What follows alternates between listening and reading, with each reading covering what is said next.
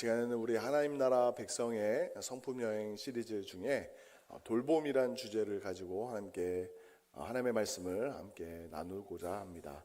이제 돌봄과 섬김으로 세워지는 이제 송정교회라는 주제를 가지고 우리가 2026년도를 살아가고 있는데, 또 올 한 해 주신 말씀 또 은혜를 생각하면서 오늘 본문의 내용을 함께 나누고자 합니다.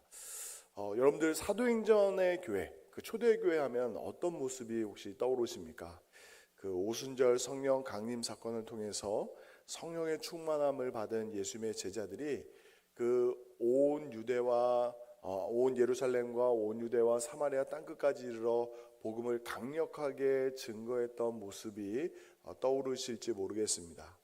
베드로가 예루살렘에서 설교를 했을 때에 3,000명, 5,000명씩 회개하여서 주께 돌아오는 그런 믿음의 역사, 또 베드로와 요한이 그 성전 미문에 앉아있던 자를 예수님의 이름으로 고쳐주었던 그런 기적적인 사건 등등이 떠오르실지 모르겠습니다. 그렇게 눈에 띄는, 사람들의 눈에 보이는 기적적인 사건만 초대교회의 특징이 아니라 오늘 본문 바나바를 통해서 보여주시는 것처럼 구체적인 섬김과 돌봄의 모습이 성령 충만했던 초대교회의 모습이었습니다. 이러한 초대교회의 모습이 또한 우리 사랑하는 송정교회의 모습이 되기를 예수님의 이름으로 축원드립니다. 날마다 믿는 자의 수가 주의 손이 함께 하심으로 말미암아 더해지는 교회, 그렇게 양적으로만 성장하는 것이 아니라 한 사람 한 사람이 예수님의 참된 모습을 닮아서 그 사랑을 실천하는 교회, 그런 아름답고 성숙한 교회가 되기를 예수님의 이름으로 축원드립니다. 그런 의미에서 오늘 본문을 다시 한번 들여다보시면 바나바를 이렇게 소개하고 있습니다. 구브로에서 난 레위족 사람이 있으니 이름은 요셉이라. 사도들이 일컬어 바나바라, 번역하면 위로의 아들이라 하니. 우리가 구브로라고 하면, 지금으로 하면 그 지중해 한가운데 있는 섬, 키프로스 섬에서 아마 이 바나바가 태어난 것 같습니다.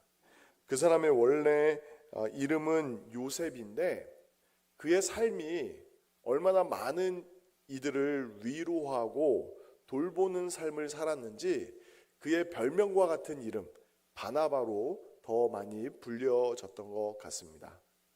그의 이름이 원래 요셉인데 사람들이 그를 요셉이라 부르기보다 그 사람은 위로의 아들이다, 위로가 넘치는 사람이다, 이 요셉과 함께 있으면 내가 얼마나 주의 위로를 경험하는지 모른다라고 생각하여서 그를 바나바, 위로의 아들이라고 불렀습니다.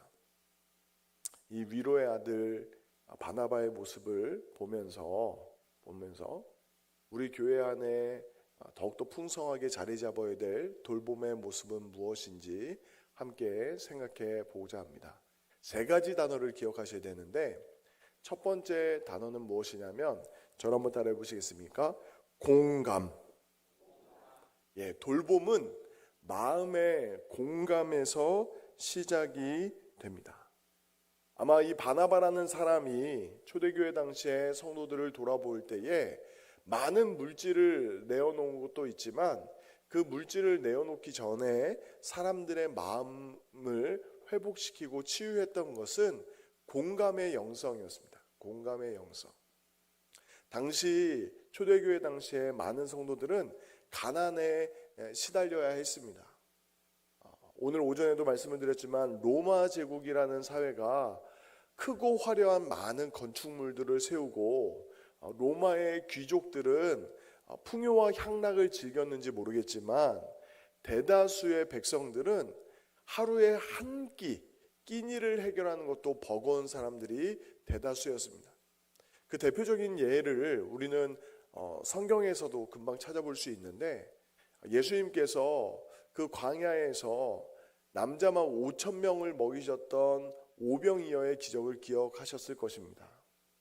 많은 사람들이 예수님의 말씀을 듣고자, 또 예수님께서 행하실 기적들을 기대하면서 수천 명, 수만 명의 사람들이 모였는데, 그 사람들이 조금 시간이 지나자 먹을 것이 하나도 없는 거예요. 그것은 단지 우리 표현으로 얘기하면 그 예수님과 함께하는 집회가 길어졌기 때문에 먹을 것이 떨어졌다는 의미도 있지만, 사실 그들이 하루 벌어서 하루 사는 사람들이 많았던 것이죠. 요즘 표현으로 이야기하면 일용직 근로자들, 하루에 일해서 하루 벌어서 얻는 그 한 데나리온으로 한 가족이 함께 먹을 것을 사서 일용할 양식을 나누어야 되는 사람들이 대부분이었던 거예요. 대부분이었던 거예요. 정말 그 어린 아이 한 명이 보리떡 5개와 물고기 2마리를 가지고 왔던 것은 그 아이를 걱정한 부모의 작은 도시락 하나였지만, 사실 동시에 그들의 형편이었던 거예요. 대다수의 사람들의 형편, 모습. 근데 하물며 그 예루살렘에 기근이라도 찾아오면, 흉년이라도 찾아오면 그 한 끼 먹을 음식조차 더 박하여지는 거죠. 정말 여기 계시는 우리 어른들 중에는 옛날에 정말 먹을 것이 없는 그 사회를, 정말 절박한 사회를 직간접적으로 경험하신 분들이 계실 것입니다.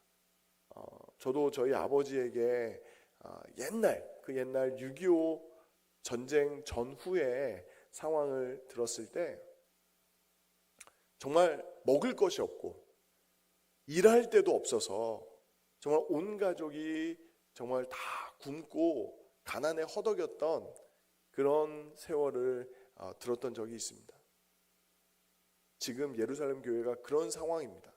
더더욱이 오늘 오전에 함께 나눴던 말씀처럼 로마 황제 숭배를 강요받았을 때에, 그것을 거절했을 때 그 경제 공동체로부터 거절당해서 일자리마저 뺏긴 수많은 극한의 가난 속에 있었던 성도들이 많이 있었기 때문에 당대에 부요했던 바나바는 자신의 밭을 팔아서 나누어 줬던 거죠. 근데 이 나누어짐은 바나바가 부요했기 때문이라기보다, 그가 가진 것이 많았다라기보다, 먼저 첫 번째 기억하셔야 될 것은 그 가난으로 허덕이는 형제와 자매의 아픔과 고통, 그 굶주림에 공감했다라는 데 우리가 주목할 필요가 있습니다. 이러한 마음은 예수님의 마음입니다. 예수님의 마음. 요한복음 11장에 보면 예수님께서 나사로의 집에 가셔서 우셨다라는 표현이 있습니다. 예수께서 눈물을 흘리시더라라는 본문이 요한복음 11장에 기록되어 있습니다. 우리는 보통 어떤 문제에 직면했을 때에, 성도의 아픔과 고통을 직면했을 때에 우리가 먼저 그 문제 해결에 앞서 먼저 가져야 될 마음은 무엇입니까? 불쌍히 여기는 마음이에요. 함께 아파하는 마음, 고통에 공감하고 슬픔에 공감하고 그 절박한 상황에 대해서 이해하려고 하는 마음이 먼저다라는 거죠. 예수님도 그 나사로의 집에서 마르다와 마리아를 향해서 너희가 내가 한 이 십자가의 죽음과 부활에 대한 그 약속의 말씀들을 아직도 이해 못했느냐 라고 책망하시기보다 먼저 우셨습니다. 나는 부활이요 생명이니 나를 믿는 자는 죽어도 살겠고 살아서 믿는 자는 영원히 죽지 아니하리니 이것을 너희가 믿느냐 라고 말씀하시기 전에 예수님은 먼저 그들과 함께 우셨습니다. 그렇습니다. 우리 송정교회 정말 기둥 같은 우리 이남전도회 회원분들, 또 우리 장로님 집사님들이 교회를 섬기실 때에 먼저 하나님이 우리에게 충만히 부어주셔야 될 그 마음은 공감의 마음입니다. 공감의 마음. 요즘 우리 젊은 세대, 다음 세대 청년들이 기성세대 어른들한테 기대하는 것이 무엇일까요?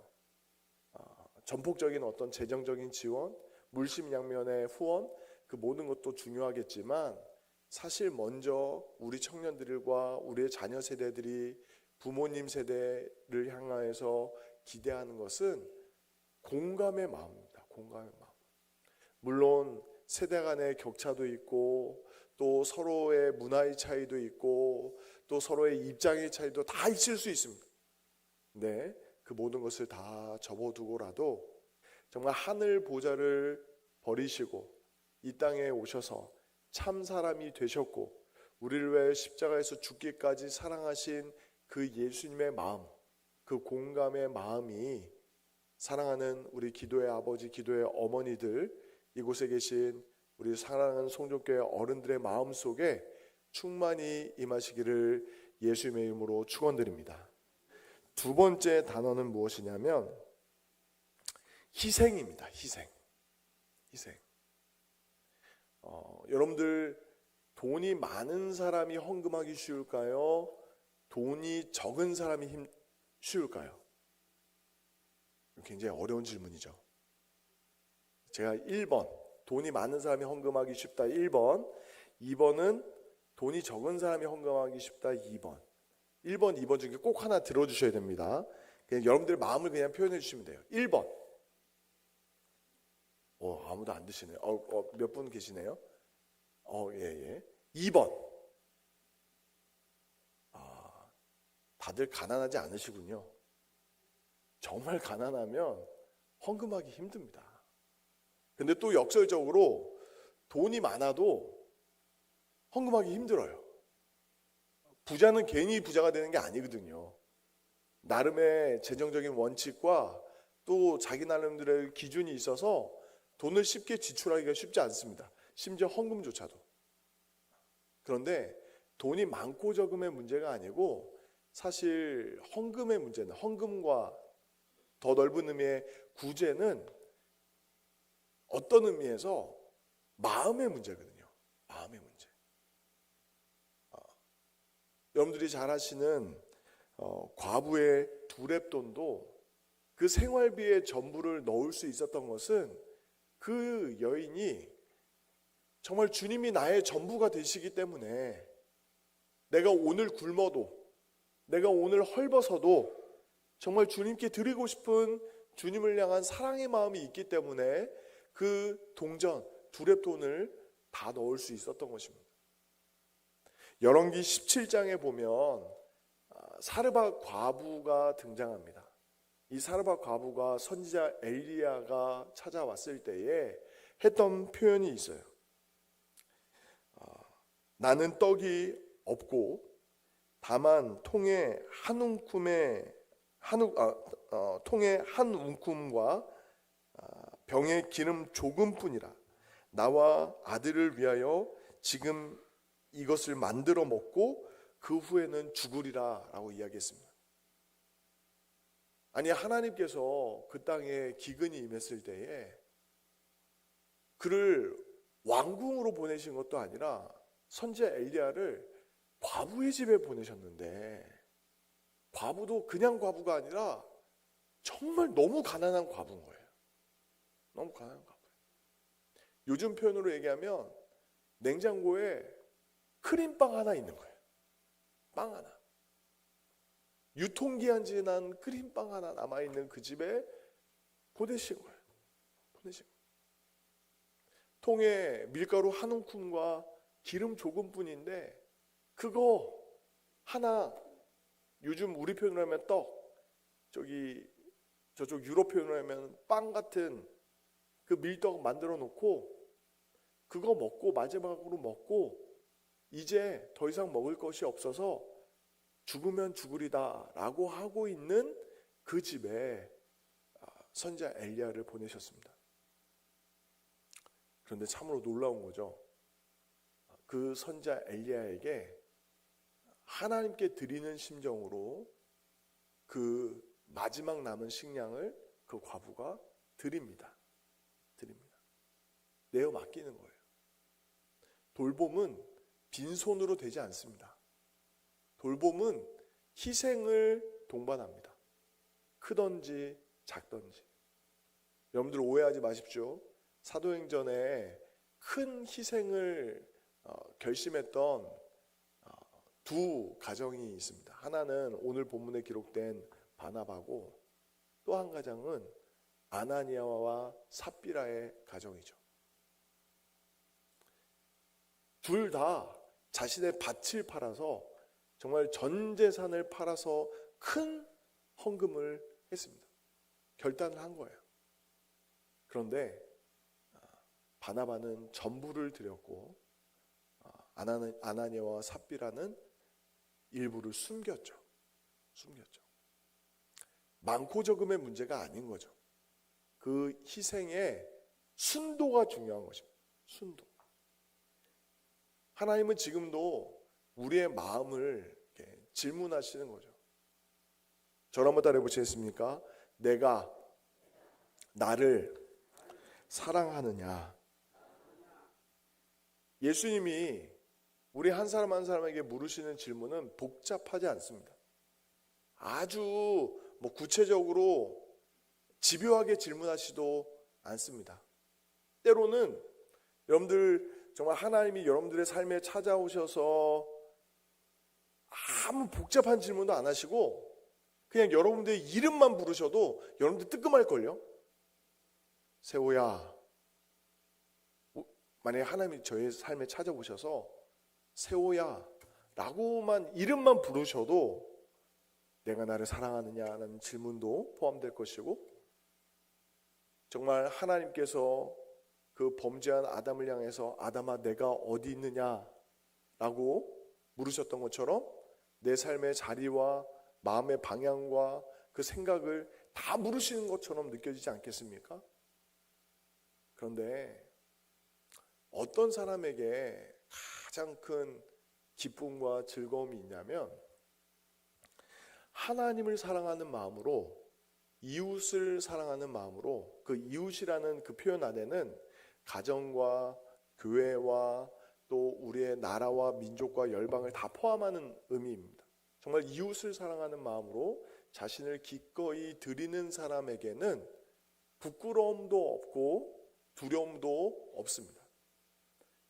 그냥 평소에 하던 대로, 정말 하나님 사랑하는 마음으로 평소에 하던 대로 가정에서, 교회에서, 우리 삶의 일터에서 사랑하는 마음으로 섬기듯 희생하면서 살면, 그 삶의 자리에 우리 주님 찾아오시면 부끄럽지 않은 거예요. 더더욱이 예수님이 말씀하신 것처럼 너희 중에 지극히 작은 그 소자에게, 작은 어린아이에게 한 것이, 그 작은 자에게 한 것이 내게 한 것이니라 우리 예수님 말씀하셨는데, 평상시에 정말 하나님 사랑하는 마음으로 누구든지에게 친절하게 대하던 사람은 하나님 앞에 실수할 일이 없습니다. 근데 그 일이 가능하려면 우리의 움켜진 손을 펴야 됩니다. 근데 참 쉽지 않습니다. 여러분들 가계부, 요즘에는 장부를 손으로 수기로 작성하지 않으시더라도 요즘에는 전자로 핸드폰만 열어도 여러분들의 지출과 수입과 지출이 다 한눈에 들어오게 정리가 다 될 수 있는데, 사실은 구멍이 잘 나지 않아요. 어떻게든 내 살을 쪼개는 것처럼 내 삶의 이 형편 속에서 뭔가 쪼개서 희생하지 않으면 드릴 것도 없고 나눌 것도 없는 것이 사실입니다. 그런데 여기에 이 하나님 나라의 비밀이 담겨져 있습니다. 저를 한번 따라해 보시겠습니까? 주라. 하나님께서 주라고 말씀하십니다. 나누어 주면, 베풀면 하나님께서 후히 주시고 누르고 넘치도록 채워주시는 은혜가 있을 줄 믿습니다. 이것은 제가 어떻게 강요를 할 수 있는 부분이 아니에요. 사람의 힘으로 할 수 있는 게 아니라 하나님이 우리의 삶의 마음을 넓히셔서, 우리의 믿음의 눈을 뜨게 하셔서 우리의 생각의 범위와 그 가치를 새롭게 흔들어 주셔서 정말 돌봄의 영성이 사랑하는 송정교회 가운데 깊이 이미 뿌리 박혀 있는데 더 풍성하게 꽃 피고 열매 맺는 은혜의 역사들이 있기를 예수님의 이름으로 축원드립니다. 제가 직접 경험하고 목격한 한 예를 말씀드리면, 제가 예전에 사역했던 서울 노량진의 이 강남교회는 원래부터 지금처럼 초대형 어떤 교회가 아니었습니다. 지금은 초대형 교회라고 얘기하기는 그렇고 중대형 교회인데, 한때는 한 5, 600명 남짓한 그래도 지역 교회에서 큰 교회였죠. 그런데 이제 교회 권사님들이 어느 순간부터 그 노량진 일대에 그 공무원 입시생들이 막 몰려오는 것을 보고 그 아이들이, 그 청년들이 자녀 같고 정말 하루에 한 끼도 제대로 제대로 먹지 못하는 그런 모습들을 보면서 그 고향 떠나서 타지에 와서 그 쪽방 같은 곳에서 고시원 생활하면서 공부하고 있는 그 학생들이 너무 안타까워서 새벽밥을 짓기 시작했습니다. 새벽밥.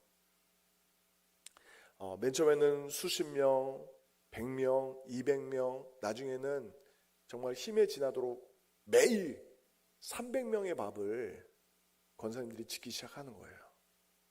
우리 교회 권사님들도, 우리 집사님들도 한 8개조 또는 9개조로 나누어서 한 150명에서 200명 정도의 식사를 2달에 한 번씩 준비하고 계시는데, 한번 상상해 보십시오. 매일 월화수목금 새벽에, 그것도 낮 시간도 아니라 새벽에 300인분의 밥을 준비한다고 생각해 보십시오.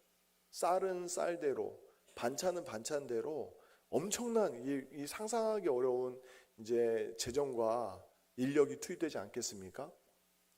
그런데 권사님 몇몇 분들이 자원해서 이제 그 새벽마다 나오시는 거예요. 나중에는 재정이 부족하니까 그 새벽 그 시장에 나가서 가장 저렴한 어떤 이 재료들을 조금이라도 싸게 가져오려고 새벽에 정말 그 허리도 무릎도 안 좋으신 분들이 그것을 해가지고 오시는 거예요. 그래서 정성스럽게 밥을 만들어서 섬기기 시작했는데, 물론 이것이 이 돌봄과 섬김의 은혜로만 설명하기 어려운 부흥의 역사지만 청년부가 2,000명이 됩니다. 2,000명.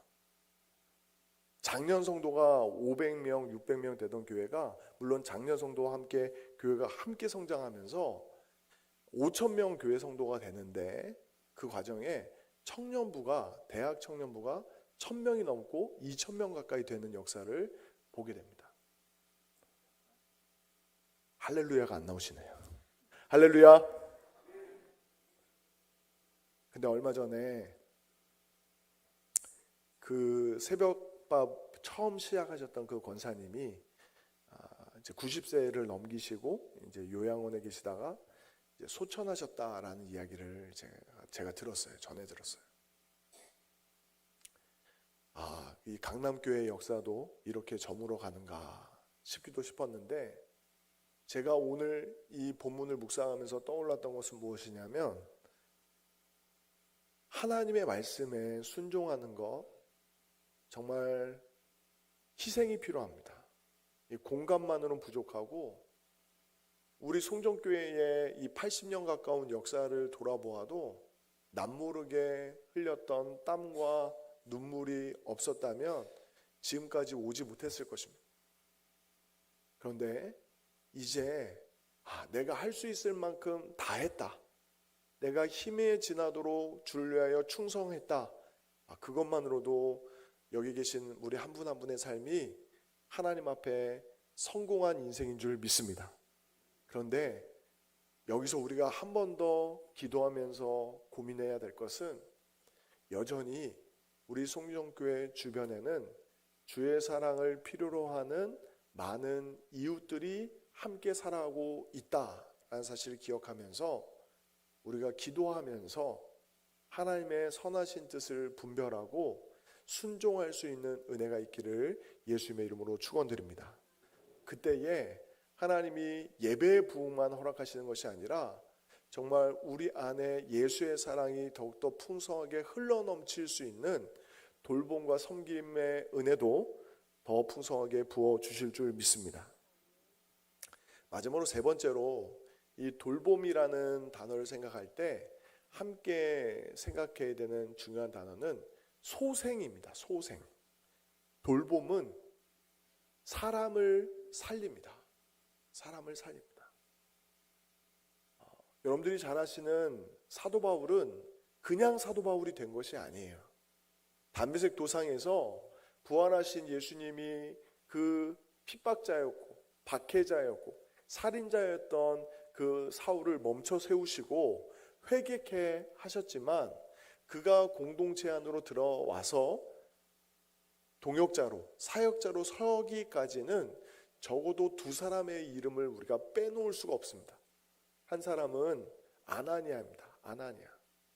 그 다메섹에 있던 예수님의 제자 아나니아가 그 박해자요 폭행자요 살인자였던 사도 바울을 맞이하고 예수님의 이름으로 안수하여 기도했습니다.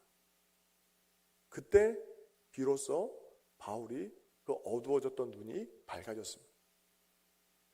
또 사도 바울이 아라비아 광야를 거쳐서 다소 지역에 머물러 있을 때에 그 고향 땅에 내려가 있는 사도 바울을 불러서 안디옥 교회를 섬길 때에 함께 섬기도록 손잡아 준 사람이 바나바였습니다.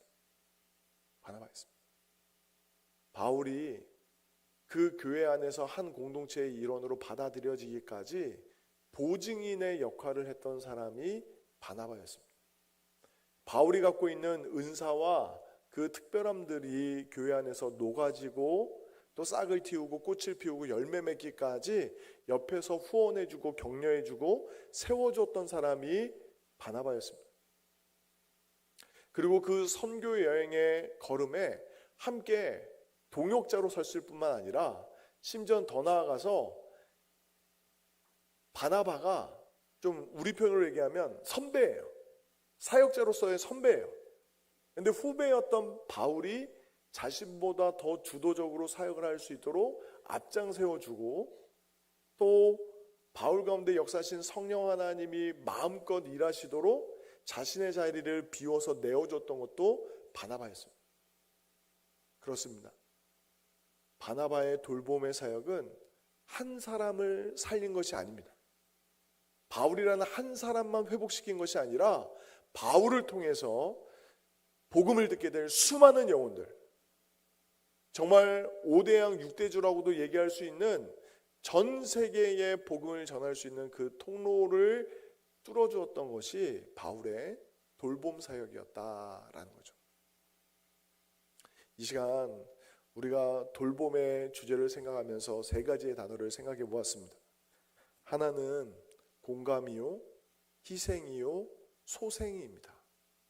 정말 사랑하는 송정교회가 지금까지 정말 하나님의 말씀에 순종해서 수많은 영혼들을 돌보고 살리고 섬기는 사역들을 했는데 이제 그 역사가 돌봄과 그 부흥의 역사가 멈춘 것이 아니라 더 풍성하게 흘러가기를 기도했으면